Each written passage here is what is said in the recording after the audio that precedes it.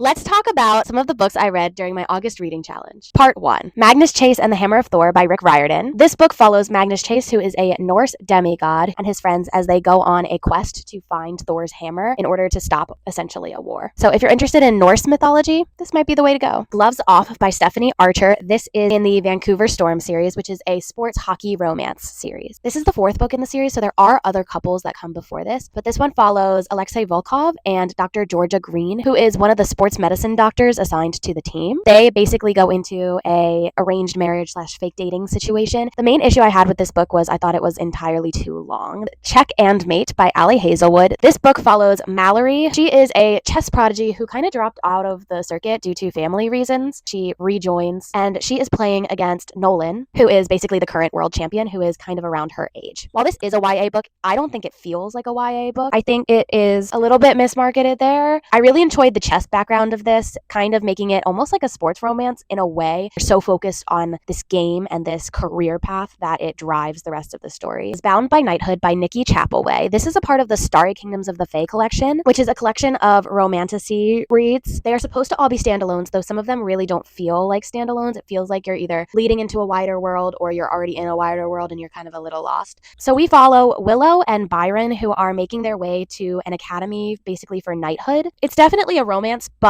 I just felt like there was too much happening in the world to really dive in. There was a lot going on in terms of world building for a book that was 150 pages. Six Scorched Roses by Carissa Broadbent, which is a part of the Crowns of Nyaxia series. If I were to go back in time, I would read this book in the chronological order. This book follows Lilith and Vale, who are characters that are really heavy supporting characters in The Ashes and the Star-Cursed King. I definitely feel like I would have gotten way more out of that book had I had this backstory to it. The Fall Risk by Abby Jimenez is a short story. It follows Charlotte and Seth, who are neighbors in their apartment complex, and they wake up one day to find out that they have no stairs to get down. It's really cute and it's really short, and I really liked it. Demigods and Magicians by Rick Riordan. This is a crossover between the Percy Jackson series and the Kane Chronicles series. Didn't love these. Plot was really lacking for me. I wasn't enjoying it. I really didn't like how they made Carter and Sadie feel a little overpowered in comparison to Percy and Annabeth. Like, I feel like I've read better crossover fan fiction. Sin and Magic by K.F. Breen. This is a part of the Demigods of San Francisco series, which is all on Kindle Unlimited, and I think I'm DNFing this series. The main issue I had with this series is purely in the pacing. It's moving entirely too slow for me to care to read 4 more books. Magnus Chase and the Ship of the Dead by Rick Riordan. I really liked the message in this book. I thought that the ending was really, really well done, and I really enjoyed this series in general. The next book I picked up was the companion to Magnus Chase, and that is Hotel Valhalla.